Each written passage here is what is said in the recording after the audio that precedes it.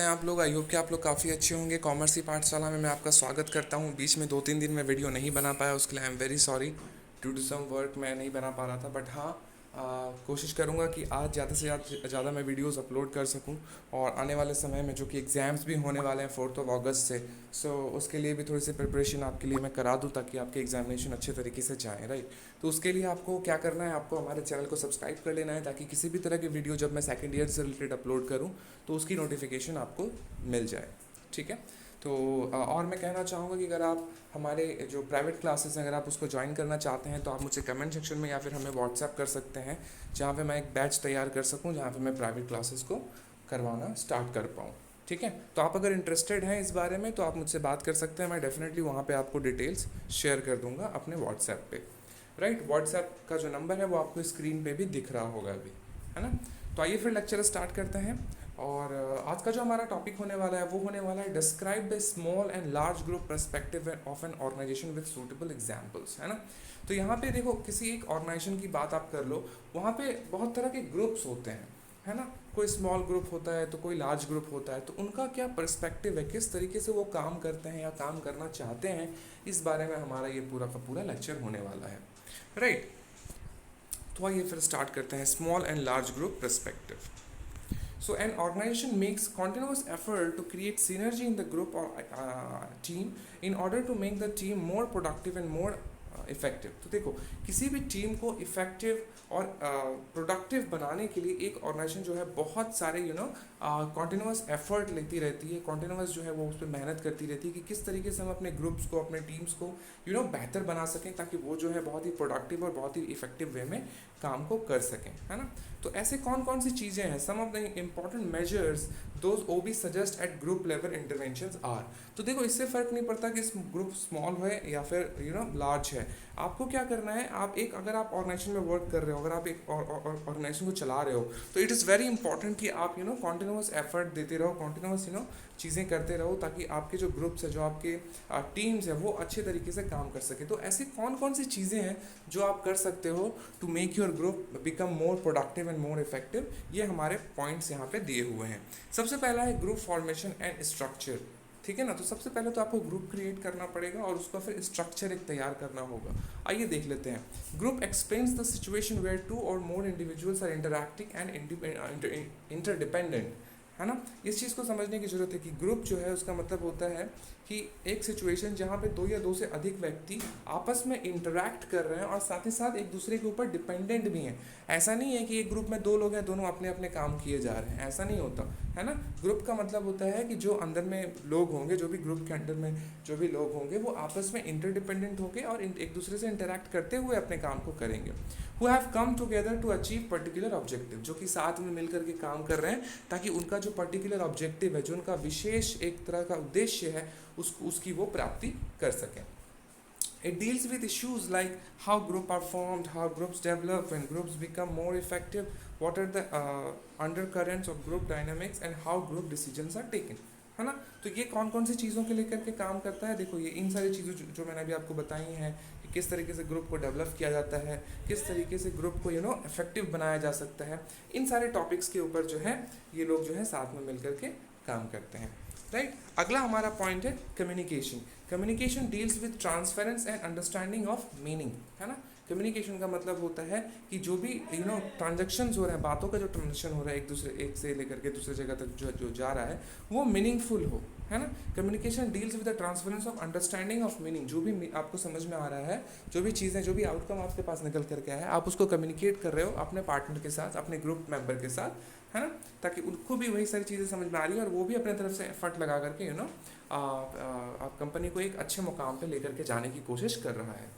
Organizations makes effort through formal structure as well as through informal interaction to establish sound communication system within and outside organization, है ना।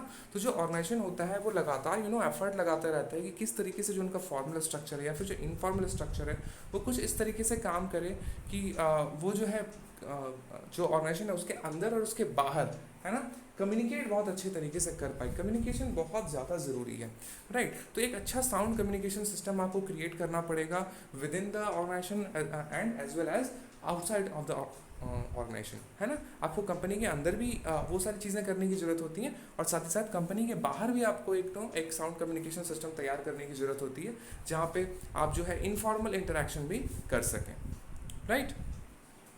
माफ़ी चाहूँगा, formal interaction भी कर सकें। तो फॉर्मल और इनफॉर्मल कम्युनिकेशन की बात यहाँ पे की जा रही थी। अब हम बात कर लेते हैं कॉन्फ्लिक्ट मैनेजमेंट की।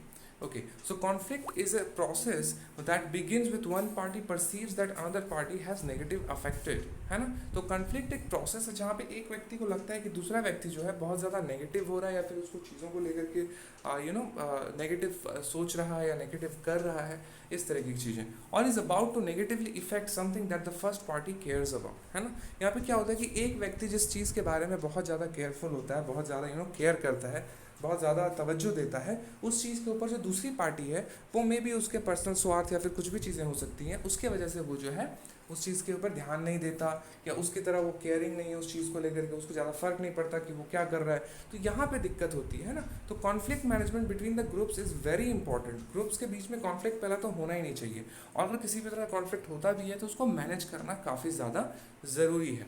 सो conflict may arise at various levels like within the person between two persons, है ना। तो जो एक व्यक्ति है उसके अंदर भी कॉन्फ्लिक्ट आ सकता है, जैसे कि स्टार्टिंग में वो कुछ सोच रहा था, लेकिन अचानक से कोई ऐसी चीज़ हुई जिसके कारण से वो खुद से ही उसका कॉन्फ्लिक्ट हो गया कि भाई जो मैं कर रहा हूँ क्या वो सही कर रहा हूँ, क्या यहाँ पे ये होना चाहिए, क्या वहाँ पे वो होना चाहिए। इस तरह की चीज़ें ये इंट्रापर्सनल लेवल पे हो जाती हैं। साथ ही साथ बिटवीन टू पर्सन्स, दो लोगों के बीच में कॉन्फ्लिक्ट होना तो आम बात है, मतलब बहुत ही ऐसा देखा गया है, बहुत बार देखा गया है कि किसी एक काम को लेकर के दो व्यक्तियों के बीच में कॉन्फ्लिक्ट है, वो कहता है कि नहीं इस तरीके से करेंगे, दूसरा कहता है कि नहीं दूसरे मेथड से करेंगे। तो यहाँ पे ये तो बहुत ही कॉमन है ना। और इंट्रा डिपार्टमेंटल लेवल, जो दो डिपार्टमेंट है, सपोज सेल्स डिपार्टमेंट और एडमिनिस्ट्रेशन डिपार्टमेंट या फिर डिस्ट्रीब्यूशन डिपार्टमेंट, वो आपस में ही झगड़े किए जा रहे हैं, है ना। तो ये भी दिक्कत हो सकती है ना।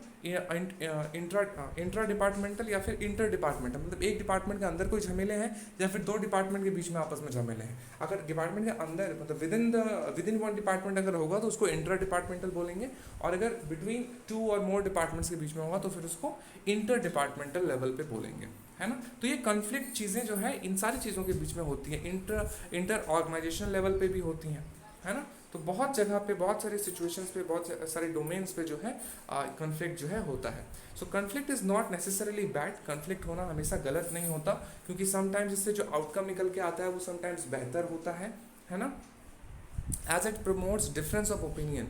अब ये गलत इसलिए नहीं होता क्योंकि यहाँ पे ये प्रमोट करता है डिफरेंस ऑफ ओपिनियन को, मतलब दो व्यक्तियों का राय किसी एक चीज़ के बारे में अलग अलग हो सकता है, इस चीज़ को प्रमोट करता है हमारा कन्फ्लिक्ट, है ना। Which may help for improving the quality of decision, है ना। और इसी के ज़रिए एक तरीके से ये जो है हेल्पफुल होता है क्वालिटी ऑफ डिसीजन लेने में। आप जो भी डिसीजन लोगे उसकी क्वालिटी अगर बेहतर तभी होगी जब लोगों के बीच में कन्फ्लिक्ट होगा। मैं इसका एक छोटा सा एग्जांपल आपको दे करके बताता हूँ। सपोज कोई एक व्यक्ति है, उससे ये एक तरीके का जो है राय मांगा गया कि इस चीज़ के ऊपर आपकी क्या राय है।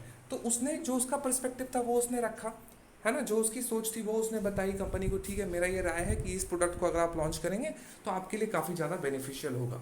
बट सडनली कोई दूसरा व्यक्ति जो कि सेम ग्रुप में है, मे बी वो कन्फ्लिक्ट क्रिएट कर सकता है कि नहीं सर, हमें लगता है कि इस प्रोडक्ट को बढ़ोतरी ना देने के बजाय आप किसी और प्रोडक्ट के बारे में सोचिए कि क्योंकि ये प्रोडक्ट जो है ऑलरेडी मार्केट में है, या इसके प्राइस काफ़ी गिर रहे हैं, या फिर इसकी लोग इससे बेहतर प्रोडक्ट की इच्छा रखते हैं। तो इस तरह की चीज़ें ना कॉन्फ्लिक्ट क्रिएट होती हैं आपस में या फिर लोगों के बीच में। और ये कॉन्फ्लिक्ट जब क्रिएट होता है ना, तो दूसरा जो व्यक्ति जो सुन रहा होता है, जो मैनेजमेंट होती है, वो इन सब चीज़ों को सुन करके समझ करके अच्छे डिसीजंस ले पाता है, राइट। तो इस तरीके से ये हेल्पफुल होता है। Skilful managers make creative use of conflict by turning challenges to opportunities. तो जो अच्छे मैनेजर्स होंगे वो क्या करेंगे, वो कॉन्फ्लिक्ट को एक तरीके से अपॉर्चुनिटी के रूप में लेंगे कि चलो देखते हैं कॉन्फ्लिक्ट से क्या आउटकम निकल करके आता है, और उसके बाद फिर मैं डिसीजंस लूँगा। अगला पॉइंट है team building and leadership. So these two are highly sought after issues of OB. तो ओबी का मतलब यहाँ पे है ऑर्गेनाइजेशनल बिहेवियर। तो जब ऑर्गेनाइजेशनल बिहेवियर की बात की जाती है, फिर जब भी उस बारे में हम सोचते हैं, तो फिर आपको टीम बिल्डिंग और लीडरशिप के बारे में बात करना बहुत ज़्यादा ज़रूरी हो जाता है। Team building leads to high interaction among team members to increase trust, है ना। जब आप एक टीम बिल्ड करते हैं तो लोगों के बीच में, एक दूसरे के बीच में जो है एक तरह का ट्रस्ट इंक्रीज होता है, ट्रस्ट आपस में बढ़ता है कि ये हमारी टीम है और हमारी टीम को जो भी काम मिलेगा हम उस काम को बहुत अच्छे तरीके से करेंगे, और लोग एक दूसरे के प्रति ओपन हो जाते हैं, ओपननेस की भावना लोगों के अंदर आ जाती है। तो team building is very important. अब बात कर लेते हैं लीडरशिप की। For team building effective leadership style are required. अब जब आप टीम बनाने की कोशिश कर रहे हो तो वहाँ पे आपको एक अच्छा इफेक्टिव रहना बहुत ज़रूरी है लीडरशिप का, राइट। क्योंकि लीडरशिप का मतलब क्या हो गया कि जो आपको लीड करता हो, तो आपका लीडरशिप अगर बहुत ही हल्का है, या फिर वो जो है बहुत ज़्यादा क्रिएटिव नहीं है, या चीज़ों को सही तरीके से ले नहीं पाता है, तो फिर वहाँ पे आप टीम बिल्डिंग कर ही नहीं सकते, है ना। जैसे कि लीडरशिप में सपोज कोई एक व्यक्ति है जो कि अपने टीम को बहुत अच्छे तरीके से लीड कर रहा है, अच्छे तरीके से लीड कर रहा है मतलब उसके बारे में सोच रहा है, उसकी पर्सनल प्रॉब्लम्स के बारे में बात कर रहा है, उसको इंकरेज कर रहा है, उसको मोटिवेट कर रहा है। और दूसरी तरफ कोई एक लीडर है जो कि बहुत ज़्यादा कुछ नहीं करता, वो सुबह सुबह आता है, एक वो जो क्या कहते हैं, एक सुबह सुबह एक सपोज प्रोग्राम रख के वो सारी चीज़ों को बता देता है, और बताने के बाद वो कहता है कि ठीक है जाओ अपने काम पे लग जाओ, और मुझे दिन के एंड में मुझे ये रिजल्ट चाहिए। तो ये तो पॉसिबल नहीं है ना। आप इस तरीके से तो बिहेव नहीं कर सकते, राइट। तो आपको क्या करना होगा, आपको अपने जो भी टीम के मेंबर्स हैं उनके साथ अच्छे तरीके से बात करनी होगी, उनके प्रॉब्लम्स को समझना होगा, उनके चाहे प्रोफेशनल प्रॉब्लम हो या फिर पर्सनल प्रॉब्लम हो, उनसे बात करना होगा, इंटरेक्टिव एक तरह से चीज़ें तैयार करनी होती है, एक ट्रस्ट जो है तैयार करना होता है कि ठीक है अगर मुझसे कुछ नहीं हो पाता तो सर मेरा ये काम कर देंगे, है ना। तो इस तरह की चीज़ें जो है ये तैयार करनी होती है, यही सही एग्जाम्पल होता है एक लीडर का, है ना। आप धोनी का एग्जाम्पल ले लो, जब भी टीम कभी ख़राब सिचुएशन में हमारे इंडिया की पहुंचती थी तो वो जो है आकर के आराम से सिचुएशन को संभाल लेता था, वो लीडिंग फ्रॉम द फ्रंट करता था, चीज़ों को किसी और को बताने के पहले कि तुम ऐसे करो, वो खुद करके दिखाता था कि नहीं देखो ऐसे बैटिंग करनी है ना, ऐसे आपने विकेट्स को लूज़ नहीं करना, है ना। तो ये सारी चीज़ें जो है वो करता था। So leadership is the ability to influence a people toward the achievement of goals, right. तो लीडरशिप एक एबिलिटी होती है जहाँ पे आप जो है जो आपके जो कार्य हैं, जो आप काम कर रहे हो, उसके ज़रिए आप अपने ग्रुप को इन्फ्लुएंस करने की कोशिश करते हो ताकि आप गोल्स को अपने अचीव कर सको, राइट। अब बात कर लेते हैं पावर एंड पॉलिटिक्स की। So some amount of pushes and pulls are inevitable where more than two persons exist, है ना। तो जहाँ पे जो दो व्यक्ति अगर ज़्यादा ताकतवर होंगे तो वहाँ पे पुल्स एंड क्या कहते हैं इसको, किस वर्ड का इस्तेमाल हुआ, पुल एंड पुश का इस्तेमाल होगा, है ना। सपोज दो व्यक्ति सेम पावरफुल है, तो जब एक व्यक्ति दूसरा उसको खींचेगा, जब एक व्यक्ति जब पुल करेगा तो दूसरा व्यक्ति थोड़ा सा इधर आ जाएगा, लेकिन फिर वो भी पुल करेगा क्योंकि दोनों सेम पावरफुल हैं, है ना। तो ये दिक्कत यहाँ पे होती है कि जब सेम पावरफुल लोग होते हैं, जब सेम इक्वल लेवल पे लोग होते हैं, तो लोग जो है एग्जिस्ट करने के लिए आपस में थोड़ा पुल एंड पुश करते हैं। So individuals tend to exercise power to influence behaviour of others. तो इंडिविजुअल जो होता है वो ये कोशिश करता है कि वो अपने पावर का इस्तेमाल करते हुए जो दूसरा इंडिविजुअल है उसके बिहेवियर को वो चेंज कर सके। सपोज कोई एक बहुत आलसी है, लेकिन कोई मैनेजर अचानक से आया टॉप लेवल पर, उसने उसको फिर स्कोल्ड कर दिया, उसको डांट दिया, तो उस केस में वो जो है अपनी पावर का इस्तेमाल करके उसको ह्यूमिलिएट कर रहा है कि भाई तुमको काम करना पड़ेगा, अच्छे तरीके से करो नहीं तो फिर तुमको जॉब से निकाल दूंगा। इस तरह की चीज़ें पावर और पॉलिटिक्स जो होती है ना, ये हमेशा हर एक ऑर्गेनाइजेशन में होता है ना। और ये बहुत ही ग्रास रूट लेवल पे है, एक तरह से बोलोगे तो हम आपस में ही पॉलिटिक्स कर रहे होते हैं, घर पे ही पॉलिटिक्स समटाइम्स हो जाता है ना। मम्मी पापा हमें ही सिखा रहे होते हैं कि देखो बेटा ऐसे नहीं करोगे ना तो वैसे हो जाएगा, वैसे नहीं करोगे ना तो ऐसे हो जाएगा। तो इस तरह की चीज़ें जो होती हैं ना वो घर से स्टार्ट होती हैं, राइट। तो ये होता है ये, और ऑर्गेनाइजेशन में तो बहुत ही ज़्यादा कॉमन है क्योंकि वहाँ पे तो सारे लोग लाइक अपने तो कोई है नहीं, खून का रिश्ता तो किसी से है नहीं, है ना। तो वहाँ पे ये पावर पॉलिटिक्स के लिए बहुत ज़्यादा जद्दोजहद होती है। अच्छा, सो दैट द अदर्स, यहाँ पे इस लाइन को मैं फिर से पढ़ देता हूँ। Individuals tend to exercise power to influence behaviour of others so that the others act in accordance with the wishes of the individual. जैसा कि मैंने कहा, है ना। Political behaviour deals with use of informal networking to make an attempt to influence others, है ना। देखो यहाँ पे पावर की तो बात हो गई, यहाँ पे पॉलिटिक्स की बात हो रही है। पॉलिटिक्स का मतलब क्या हो गया? पॉलिटिक्स का मतलब हो गया कि आप अपनी चालाकी से एक दूसरे को इन्फ्लुएंस कर रहे हो ताकि आप अपने अकॉर्डिंग चीज़ों को करवा सको। आप जो चाह रहे हो उस काम को पूरा करने के लिए आपको पॉलिटिक्स करने की जरूरत पड़ रही है ना। आपने टीवी में, मूवीज़ में बहुत बारी ये देखा होगा कि बहुत सारे लोग होते हैं जो कि अलग अलग तरीके से साम दाम दंड भेद, वही पॉलिटिक्स में सारी चीज़ें जायज़ हैं, तो वो वहाँ पे पॉलिटिक्स करके किसी अच्छे पोस्ट पे पहुँच जाते हैं, है ना। तो ये चीज़ें जो है एग्जिस्ट करती हैं, ये अभी भी ऑर्गेनाइजेशन में होती हैं। तो वही बात यहाँ पे बोली जा रही है कि आप यहाँ पे इनफॉर्मल नेटवर्किंग तैयार करके आप लोगों को इन्फ्लुएंस करने को कोशिश कर रहे हो, अटेम्प्ट कर रहे हो। When others are influenced for narrow gains, politics is dysfunctional, है ना। तो जब छोटे छोटे कामों के लिए लोग एक दूसरे को इन्फ्लुएंस करने लगते हैं तो वहाँ पे पॉलिटिक्स जो है एक तरीके से डिसफंक्शनल हो जाता है। When influence is used for achieving overall goals in larger interest, लेकिन जब आप पॉलिटिक्स का इस्तेमाल करते हो ताकि आपका जो लार्जर जो पर्सपेक्टिव है किसी काम को करने का, जो आपका जो चाहत है, जो आपका ऑब्जेक्टिव है, अगर वो आपका पूरा हो रहा है, अगर वो लार्जर इंटरेस्ट में हो रहा है, तो वहाँ पे पॉलिटिकल बिहेवियर इज फंक्शनल। तो वहाँ पे हम कहेंगे कि पॉलिटिकल बिहेवियर हमारा फंक्शनल है ना। देखो मतलब इसके हिसाब से, इस लाइन के हिसाब से कि पॉलिटिक्स करना किसी भी ऑर्गेनाइजेशन में जायज़ है ना।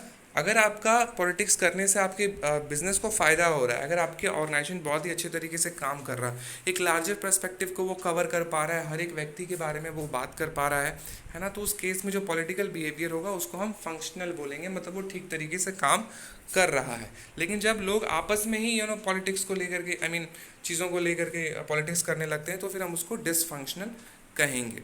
अगर वो लार्जर पर्सपेक्टिव में होगा, लार्जर इंटरेस्ट में होगा, तो फिर वो जायज़ है, वो फंक्शनल है and also desirable for organisation. और उस केस में ऑर्गेनाइजेशन को भी ये चीज़ बहुत अच्छी पसंद आती है ना। तो ये हमारा आज का पूरा लेक्चर था, जहाँ पे मैंने आपको जो स्मॉल और लार्ज ग्रुप का पर्सपेक्टिव होता है काम करने का, वो मैंने आपको बताने की कोशिश की विद सूटेबल एग्जांपल, जो भी छोटे छोटे एग्जांपल्स थे।